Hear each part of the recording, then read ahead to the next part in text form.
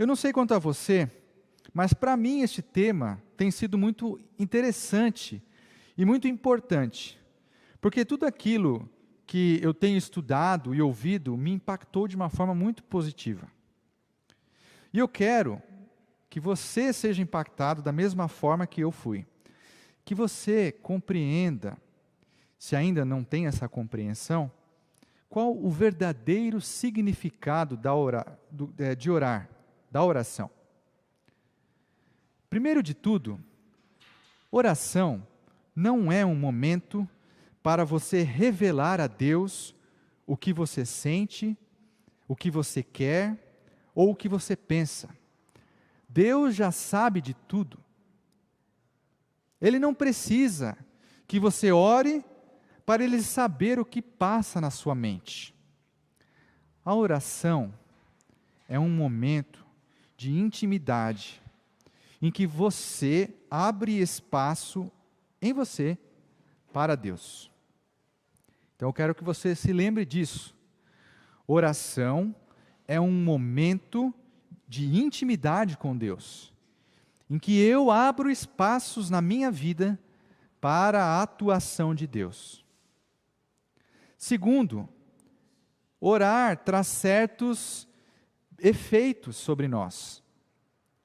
E se você tem acompanhado as mensagens e os estudos da escola bíblica, se lembrará de alguns desses efeitos. Por exemplo, nós experimentamos mais a vontade de Deus quando oramos. Nós conseguimos superar obstáculos da vida mais facilmente. Nós temos uma vida mais feliz, porque somos mais gratos a Deus. Nós nos aproximamos do ideal de santidade que Deus quer para nós, entre outros benefícios. E terceiro, ao orarmos, nós aprendemos que Deus tem certas expectativas sobre nós. Por exemplo, Deus espera que nós nos comprometamos com Ele. Como eu disse, orar é um momento de relacionamento íntimo.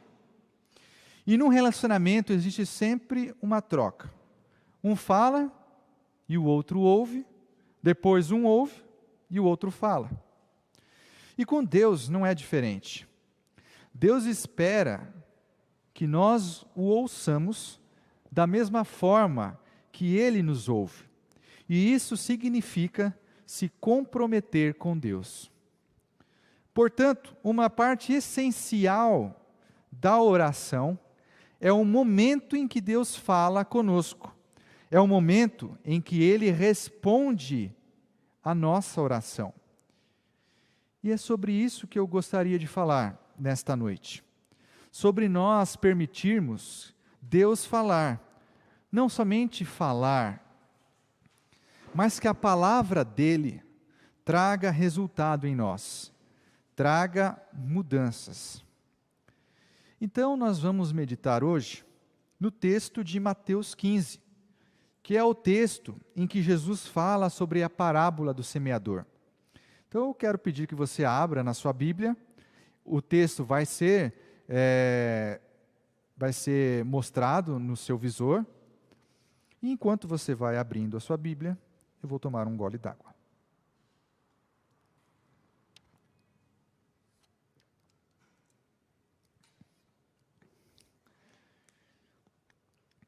A parábola do semeador se encontra no capítulo 15 de Mateus. E nós vamos ler começando pelo verso 1. Naquele mesmo dia, Jesus saiu de casa e se assentou à beira-mar. E grandes multidões se reuniram em volta dele, de modo que entrou num barco e se assentou, e toda a multidão estava em pé na praia. E de muitas coisas lhes falou por parábolas, dizendo: Eis que o semeador saiu a semear. E ao semear, uma parte caiu à beira do caminho, e vindo as aves, a comeram. Outra parte caiu em solo rochoso, onde a terra era pouca e logo nasceu, visto não ser profunda a terra. Saindo, porém, o sol a queimou, e porque não tinha raiz, secou-se.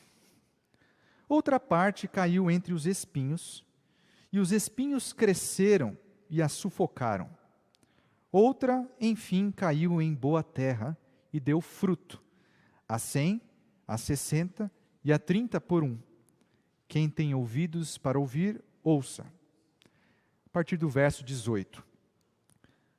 Ouçam, portanto, o que significa a parábola do semeador. A todos os que ouvem a palavra do reino e não a compreendem, vem o maligno e arrebata o que lhes foi semeado no coração. Este é o que foi semeado à beira do caminho. O que foi semeado em solo rochoso, esse é o que ouve a palavra e logo a recebe com alegria. Mas ele não tem raiz em si mesmo, sendo de pouca duração. Quando chega a angústia ou a perseguição por causa da palavra, logo se escandaliza.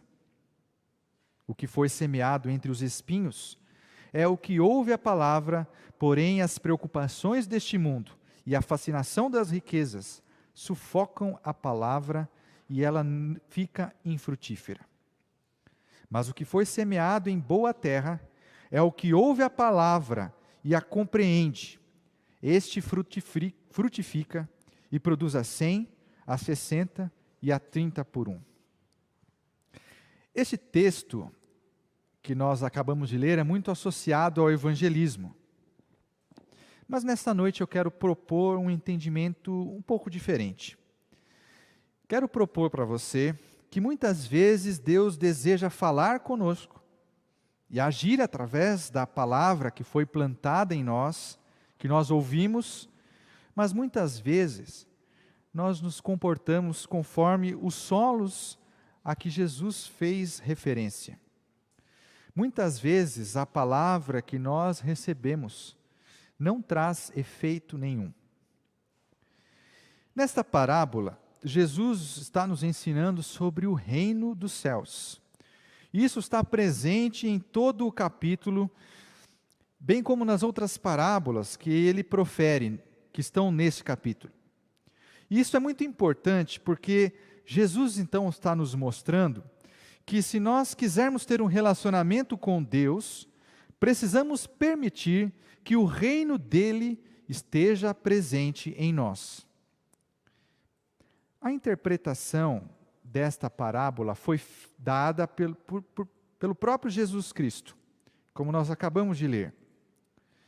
E o significado geral da parábola é que o que se esperar da pregação da palavra. Que muitas vezes a pregação ela não vai ser frutífera, que haverão aqueles que vão rejeitar o que se está pregando, mas existirão alguns que vão aceitar a palavra, e nestes ela irá germinar e dar muito fruto. Então, antes de nós adentrarmos no significado de cada cena que Jesus nos descreveu, e como nós aplicamos isso hoje, vamos entender a visão que Jesus nos dá acerca da semeadura, que é esse ato de semear, de jogar a semente no solo.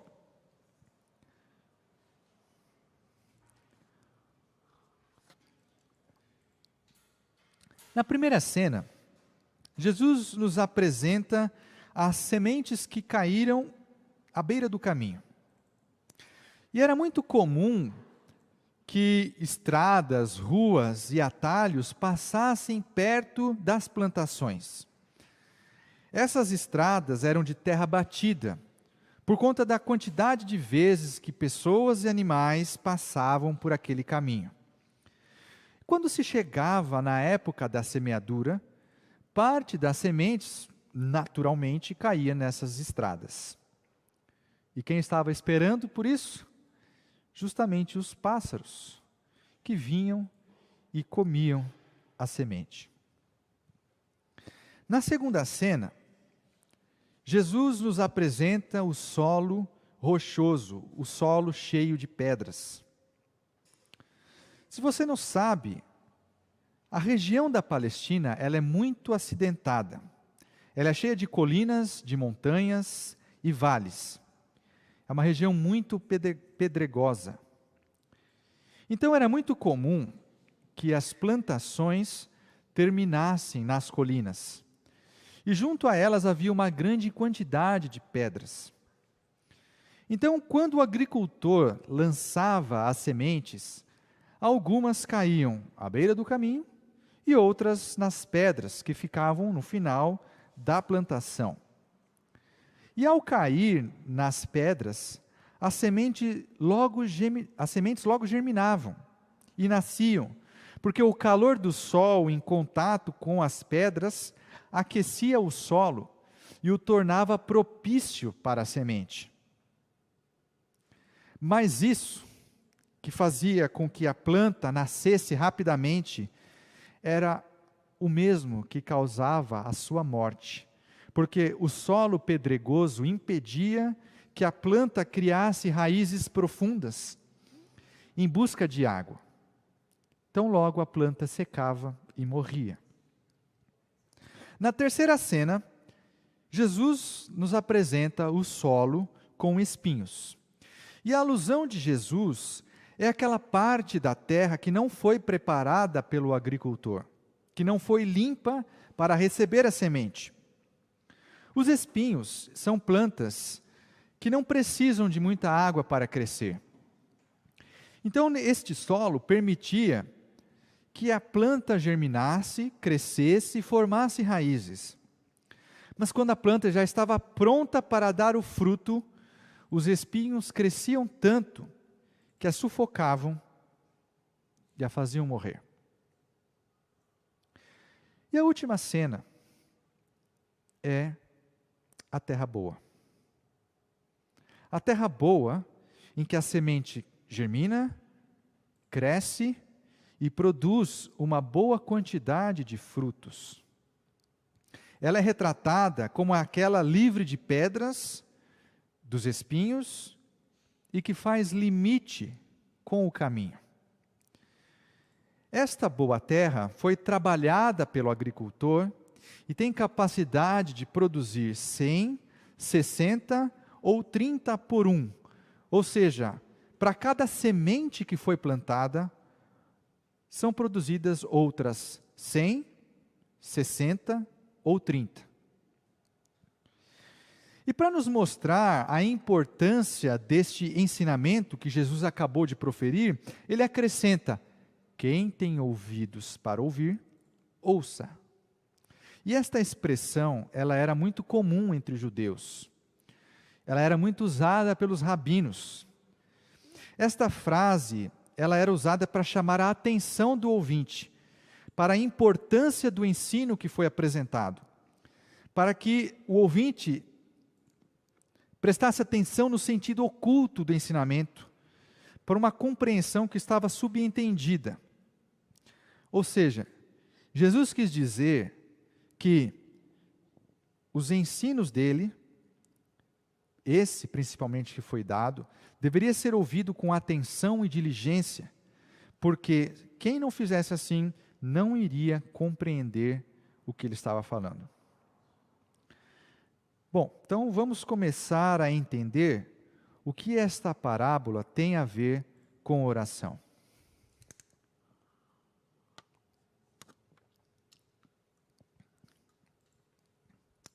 Primeiro, Jesus explica que a semente é a palavra, é o Evangelho, a mensagem do reino. Nós não devemos nos esquecer que esta parábola de Jesus, ele estava ensinando sobre o reino dos céus. E a mensagem do reino não é apenas para aqueles que não conhecem a Cristo. Numa meditação que eu falei tempos atrás, falei sobre a necessidade de nós cristãos pensarmos nas coisas do alto e vivermos o reino dos céus. Lembremos o que disse Jesus lá em Mateus 6,33. Mas busquem em primeiro lugar o reino de Deus e a sua justiça, e todas estas coisas lhe serão acrescentadas. Portanto, a aplicação desta parábola é para nós, cristãos também. Quem é o semeador? É aquele que transmite a mensagem, que está baseada na Bíblia. Bom, agora sobram apenas os tipos de solo. E os vários tipos correspondem a todos aqueles que ouvem a mensagem, que recebem a semente. Não necessariamente cada tipo de solo significa um tipo de pessoa, mas também pode significar uma situação em que nós estamos passando, que nós precisamos arrumar para que a palavra de Deus frutifique em nós. Quantas vezes a palavra de Deus não foi semeada em nós, mas por fatores diversos ela não produziu resultado nenhum? Quantas vezes Deus usou os seus servos para nos transmitir a vontade dEle, para nos revelar a palavra dEle para nós, e a mensagem não gerou o efeito esperado? Vamos entender por quê, associando com os tipos de solo. E o primeiro solo é o solo à beira do caminho. Como eu falei, esse tipo de solo é aquele solo batido, aquele solo duro, que não permite a semente germinar. E este solo ficou assim por tantas pessoas e animais que passaram por ele. E assim acontece com o nosso coração, se nós dermos passagem às más ideias, às más influências, às coisas que o mundo oferece. Quantas pessoas não são mais tocadas pela palavra, pela mensagem do Evangelho, porque permitiram que coisas estranhas, ideias, pensamentos do mundo entrassem e passeassem pelo seu coração. E se não bastasse os corações serem endurecidos, a menor sombra da palavra é tirada por Satanás. Quantos sonhos, quantas possibilidades, quantos desejos de Deus para nós foram tirados do nosso coração pelo diabo, porque nós permitimos que outras coisas, que não o Evangelho, passeasse pelo nosso coração. Deus tem propósitos para todos nós. Deus tem sonhos para mim, para você, e Ele nos revela a sua vontade através da sua palavra. Mas basta um momento para nós nos esquecermos deles, ou melhor, para que eles nos sejam tirados pelo nosso inimigo. O segundo solo é o solo rochoso. O que é a terra? A terra nada mais é do que pedra ou rocha que foi triturado ou moído ao extremo.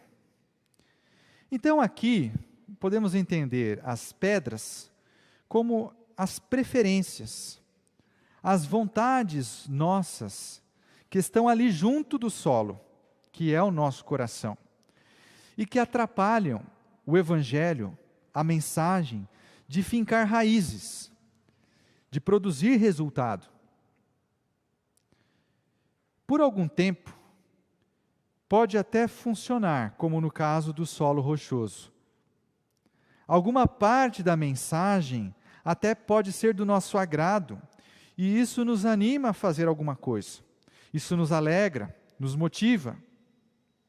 Mas vai chegar um momento em que isso não é mais o suficiente, porque a palavra não tem raiz em nós. As pedras, nesse caso, que são as nossas preferências, impedem que a palavra de Deus desenvolva raízes em nós.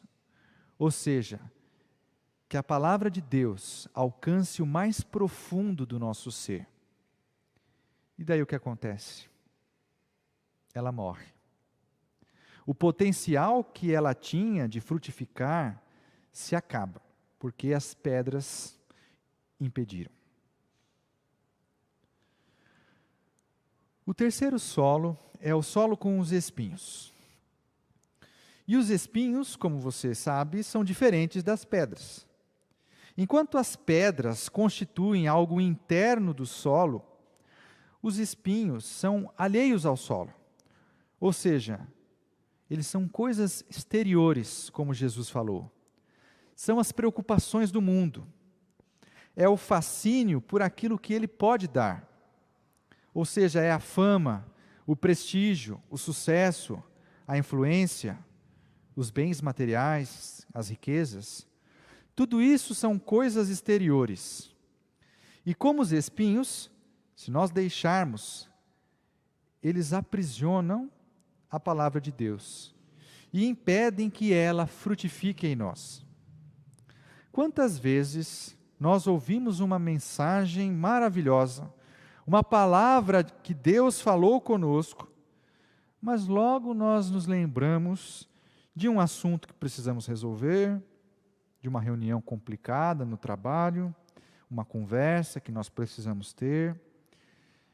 E então isso impede que a palavra de Deus frutifique no seu coração. E o que nós podemos fazer? Como permitir que a palavra de Deus frutifique em nós?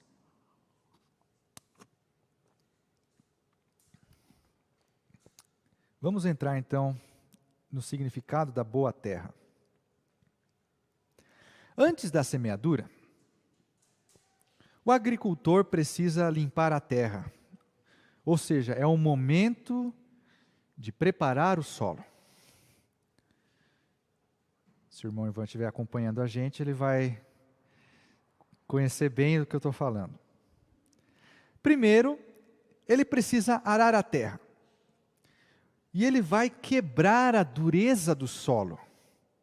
Como que o agricultor faz isso? Ele usa um arado. O arado é um instrumento que tem uma ponta de aço. E essa ponta, ela vai entrando na terra, cortando,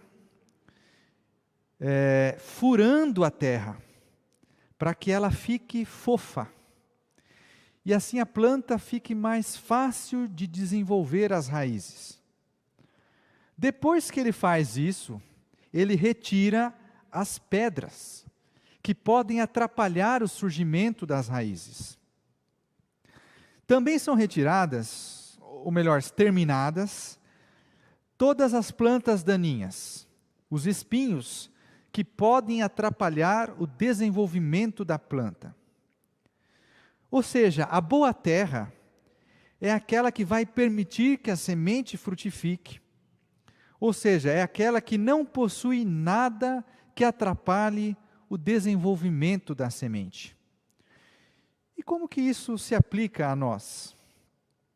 Primeiro, a mensagem do reino somente será frutífera em nós se nós deixarmos que Deus quebre a dureza do nosso coração.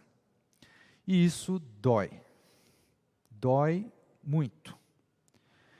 Porque como arar a terra é você furar, é você cortar e misturar a terra com um instrumento pontudo de aço, muitas vezes nós precisamos deixar que Deus faça o mesmo com o nosso coração. Segundo, precisamos retirar as pedras do solo. E aqui nós precisamos tirar as nossas preferências, os nossos gostos, os nossos desejos.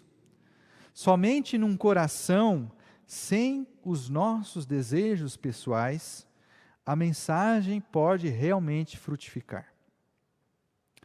E terceiro, nós precisamos retirar as coisas externas deste mundo que estão sufocando a palavra de Deus. Precisamos retirar o fascínio pelas coisas terrenas. Com o nosso coração pronto e preparado, a resposta de Deus, a vontade dEle, a palavra dEle, então produzirá em nós o resultado esperado. Ela frutificará. E já caminhando para o final, eu quero conversar com você sobre o que significa frutificar. Uma planta somente pode produzir a mesma semente da qual ela veio. Ou seja, se nós recebemos a palavra de Deus, a mensagem do reino, ela irá produzir mais dela mesma em nós. Se a vontade de Deus cair em um solo propício, um solo preparado, mais da vontade dele nós vamos experimentar. Se os princípios do reino forem semeados num coração pronto, mais desses princípios se espalharão por nossa vida. E vejam que Jesus garante que a produção da semente é exponencial. Ela renderá até mesmo 100, 60 ou 30 vezes mais. Portanto, busquemos ter um relacionamento mais íntimo com Deus através da oração. Vamos permitir que Ele abra espaços em nós para continuar atuando. E vamos também permitir que Ele quebre, que Ele corte a dureza do nosso coração, que Ele retire as nossas preferências, que Ele extermine o fascínio pelas coisas terrenas e deixe o nosso coração pronto para receber a sua palavra, a sua vontade, e assim ela frutifique. É hora de nós prepararmos o solo. Deus está pronto para lançar a sua semente em nós. Então não vamos perder tempo. Vamos preparar o solo para o nosso Deus. Amém?